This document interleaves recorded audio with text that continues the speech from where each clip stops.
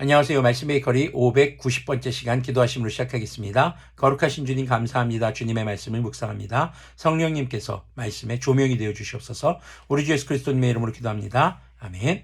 네, 오늘 보신 말씀은 창세기 32장 22절에서 32절까지의 말씀입니다. 그 밤에 야곱은 일어나서 두 아내와 두 여종과 11아들을 데리고 야복 나루를 건넜다. 야곱은 이렇게 식구들을 인도하여 개울을 건너보내고 자기에게 딸린 모든 소유도 건너보내고 난 다음에 뒤에 홀로 남았는데, 자, 여기서 우리가 야곱의 행동을 보면요, 자신의 두 아내 레아와 라헬 그리고 12자녀들, 그리고 종들, 그리고 모든 소유를 전부 다 야복 나루터에서 개울을 건너서 다 보냅니다. 그리고 다시 그는 그 개울을 건너서 다시 원점으로 돌아와 홀로 남아 있는 상황입니다. 야곱이 왜 이런 행동을 했을까 알 수는 없지만 그가 굉장히 큰 불안의 상태에 놓여 있다는 것을 우리는 생각해 볼 수 있을 것입니다. 자, 그 다음 내용을 계속 보면은요, 어떤 이가 나타나 야곱을 붙잡고 동이 틀 때까지 씨름을 하였다. 그 사람이 누군지 성경은 말해주지 않습니다. 그는 도저히 야곱을 이길 수 없다는 것을 알고서 야곱의 엉덩이뼈를 쳤다. 이 씨름이 한국식 씨름이 아닌 것도 우리가 생각해 볼 수 있는, 아주 쉽게 생각해 볼 수 있는 내용이겠죠. 어떤 형태의 씨름인지도 역시 설명해 주지 않습니다. 참 불친절한 본문이네요. 자, 그런데 우리가 알 수 있는 것은 지금 야곱과 씨름하는 이 사람이 야곱과의 씨름에서 굉장히 불리했던 것 같습니다. 그래서 야곱의 엉덩이뼈를 쳤다라고 기록하고 있습니다. 야곱은 그와 씨름을 하다가 엉덩이뼈를 다쳤다. 자, 26절 계속 보면요, 그가 날이 새려고 하니 놓아달라고 했지만 야곱은 자기에게 축복해주지 않으면 보내지 않겠다고 떼를 썼다. 자, 지금 엉덩이뼈를 다쳤습니다. 그럼에도 불구하고 매달려 있는 야곱의 모습입니다. 근데 야곱이 이 씨름하는 사람에게 간절히 원하는 게 뭘까요? 축복해달라는 겁니다. 자, 축복이라는 말은요, 복을 빌어준다는 거죠. 도대체 이 사람에게 누구에게 복을 빌어달라는 걸까요? 또 지금 야곱은 왜 이렇게 복에 매달리고 있는 걸까요? 그리고 야곱이 매달리는 복은 무엇일까요? 자, 27절 보면은요, 그가 야곱에게 물었다. 너의 이름이 무엇이냐? 야곱이 대답하였다. 야곱입니다. 야곱이라는 이름 뜻, 바로 속이는 자라는 뜻이죠. 그의 정체성이 담겨있는, 그의 삶의 정체성이 담겨있는 말일 수도 있습니다. 아버지를 속이고 형의 복을 모두 가로챈 사람. 그리고 삼촌 라반과의 관계에 있어서도 속고 속이는 그런 관계. 야곱의 20년의 인생은 계속해서 이런 속고 속이는 삶의 연속이었습니다. 28절 보면요, 그 사람이 말하였다. 내가 하나님과도 겨루어 이겼고 사람과도 겨루어 이겼으니 이제 내 이름은 야곱이 아니라 이스라엘이다. 자, 이스라엘이라는 뜻은요, 표준 세번역에도 나와 있지만 하나님과 겨루다 또는 하나님이 겨루시다라는 의미도 있습니다. 하지만 또 하나의 의미는 하나님께서 통치하시다라는 뜻도 가지고 있습니다.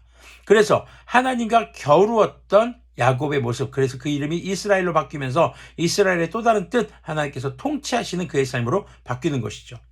자, 29절 계속 보면요, 야곱이 말하였다. 당신의 이름이 무엇인지 가르쳐 주십시오. 그러나 그는 어찌하여 나의 이름을 묻느냐 하면서 그 자리에서 야곱에게 축복하여 주었다. 자, 여전히 이 사람이 누군지 우리는 알 수가 없습니다. 그런데 30절 보면요, 야곱은 내가 하나님의 얼굴을 직접 뵙고도 목숨이 이렇게 붙어있구나 하면서 그곳 이름을 브니엘이라고 했다. 하나님의 얼굴을 직접 뵙고도, 바로 이 사람이 그럼 하나님이라는 뜻일까요? 야곱은요, 이 사람이 하나님의 대리인인 것을 알았는지 모르겠지만 하나님과의 관계에 있어서의 씨름이라는 것을 깨달았던 것 같습니다. 그리고 하나님의 얼굴이라는 이름의 뜻으로 브니엘이라고 했던 것이죠. 우리가 좀 더 엄밀하게 생각해보면 살아서 하나님을 볼 사람이 없다라고 기록하고 있습니다. 살아있는 상태에서 하나님을 본다면 모두 죽게 돼 있다는 거죠. 그러면 이런 형태의 만남들은 대부분 하나님께서 보내신 사자 혹은 하나님의 선지자, 어떤 하나님의 특별한 사람을 통해서 이루어진다라고 우리가 볼 수 있겠습니다. 그러니까 지금 하나님은 야곱을 누군가를 보내서 만나주신 것입니다. 그리고 씨름하신 것입니다. 그럼 하나님이 졌을까요? 아닙니다. 어쩌면 야곱을 테스트한 것일 수도 있겠죠. 하나님께로부터만 복이 비롯된다는 강한 믿음을 어쩌면 테스트한 것은 아닐까 생각을 해봅니다. 그가 31절 보면요, 그가 브니엘을 지날 때 해가 솟아올라서 그를 비추었다. 그는 엉덩이뼈가 어긋났으므로 절뚝거리며 걸었다. 밤에 나타난 그가 야곱의 엉덩이뼈에 힘줄을 쳤으므로 이스라엘 사람들은 오늘날까지 짐승의 엉덩이 뼈의 큰 힘줄은 먹지 않는다. 자, 이스라엘 사람들이 이렇게 엉덩이 뼈의 힘줄을 먹지 않는 그런 유래가 여기에 담겨 있는 것이죠. 그리고 이 부분은 후대에서 추가된 기록이라는 거 우리가 생각해 볼 수 있습니다. 자, 그럼 우리가 좀 생각해 볼 문제는요. 야곱이 씨름할 때 간절히 바라는 것, 그것은 복이었습니다. 왜 이렇게 야곱은 뼈가 어긋날 정도의 고통 속에서도 이 씨름에 매달렸던 것일까요?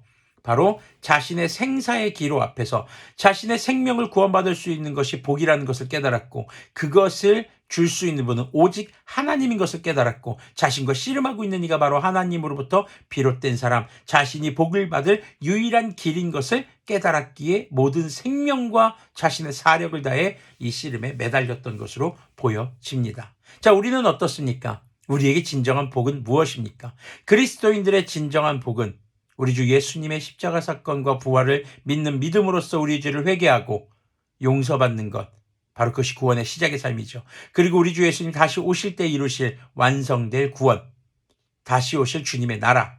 자, 그것이 우리가 받을 복이고 받은 복입니다. 자, 그렇다면은 우리는 이것을 정말 나의 생명과 모든 사력을 다해 지켜야 하는 그러한 복된 것으로 여기고 있느냐 하는 것이죠. 이스라엘이라는 이름으로 바뀐 것, 하나님께서 통치하신다는 삶입니다. 여러분들, 거룩한 삶이 무엇입니까? 하나님의 말씀을 따라 내 삶이 하나님의 통치를 따라 살아가는 삶인 것이죠. 바로 그것이 우리가 절대 놓치지 말아야 할 복인 것입니다.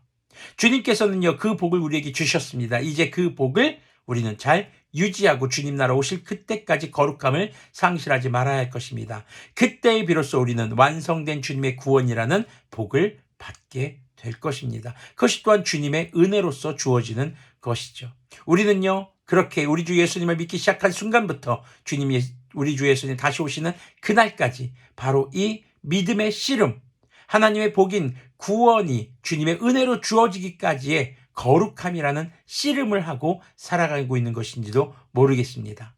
우리가 늘 말씀과 기도와 성도의 교제, 그리고 주님의 이름을 찬양하는 예배자적 삶을 통해서, 그리고 그 복음을 전하는 선교자적 삶을 통해서 그 거룩한 삶을 이어가고 주님 나라 다시 오실 때에 잘하였다, 충성된 내 아들 내 딸아라는 말씀을 들으며 주님의 완성된 구원에 동참하는 복을 누리기를 소망합니다. 기도하겠습니다.